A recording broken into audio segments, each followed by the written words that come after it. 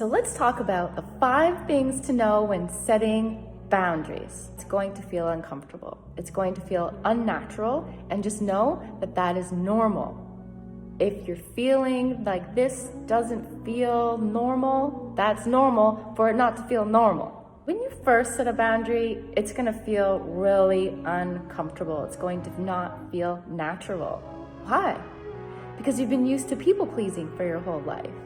So when it comes time to standing up for yourself, it's just not what you're used to doing. If somebody tells us that they are happy with us because of the things that we're doing for them, it makes us feel good. And then we are dependent on feeling good by doing good things for other people. Now, there needs to be a balance, right? Because it's great. I'm not saying don't do things for other people, stop doing things for others. No. That is not the message here. The message is balance.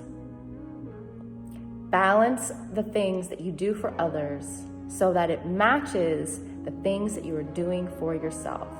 The things that you do for others to make them feel good, do things for yourself that also make you feel good. And find our self-worth from ourselves. That's why it's called self-worth.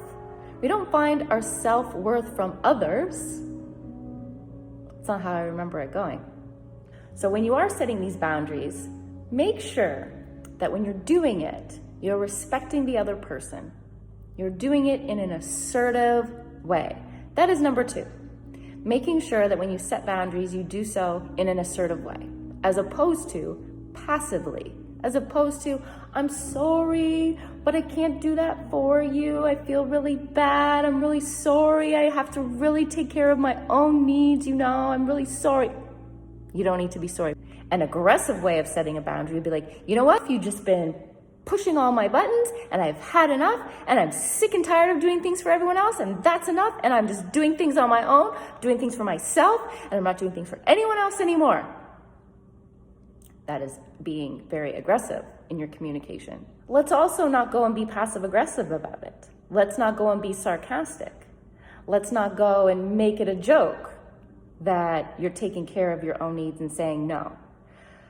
Oh sure, you just think that I do everything for you all the time. Oh, because I don't matter, right? Oh, and you do. You just are the one who matters so greatly, and I should just put my own needs last, right?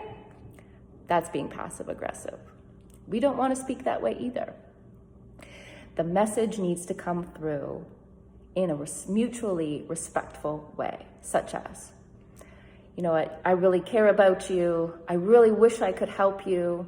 I've got some things that I need to take care of for myself, and I'm going to take care of those things. And I'm sure you're going to be able to deal with this on your own. Let me know how it goes. I hope it works out well for you. Does that sound a little bit better? Third thing to be aware of now, even if you are being assertive as pie, you're still going to get some backlash. Because people are used to you fulfilling all of their needs. And all of a sudden, you're not doing this for me now? What? You're not putting up with my poor behavior anymore? You're selfish. That's right. Be prepared to be called selfish. And what happens when someone calls you selfish? The next thing is be prepared to experience guilt. Now I feel bad. Now I feel bad that I let that person down. Now I feel bad that I left that unhealthy relationship. They're really making me feel guilty about it. Very normal. When you are selfish, but it is not to the detriment of others, then you're on the right track. However, when you're selfish and it is to the detriment of others, like, hey, you better do this for me or else. If you don't do this for me, you really don't love me. What's that all about? That's not fair. Let's not put guilt. Let's not shame. Let's not put in threats. Now, watch out. Sometimes the guilt might turn into feelings of anger. You may start to feel angry with yourself and maybe start to feel angry with the other person. People will call you selfish. You will feel guilt. Now, that feeling of guilt, take that feeling of guilt and dig into what are your thoughts behind the guilt. So that 5th step It's to check in with your thinking. They're never going to talk to me again. Oh no, they're going to think I'm a terrible person. Oh no, I'm never going to get that person back in my life again. Oh no, now I don't have anyone but myself to count on, because now they're going to leave me and I'm going to be alone.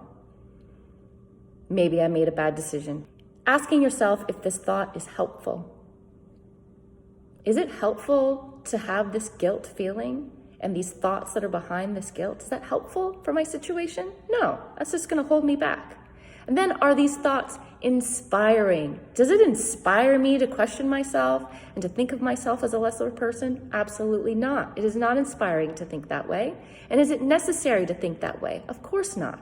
It's also not necessary, nor is it kind. Remember, no one can make you feel anything. You are responsible for that emotion. And it is the thoughts that underlie that emotion that are going to give you that information you need to be able to move forward.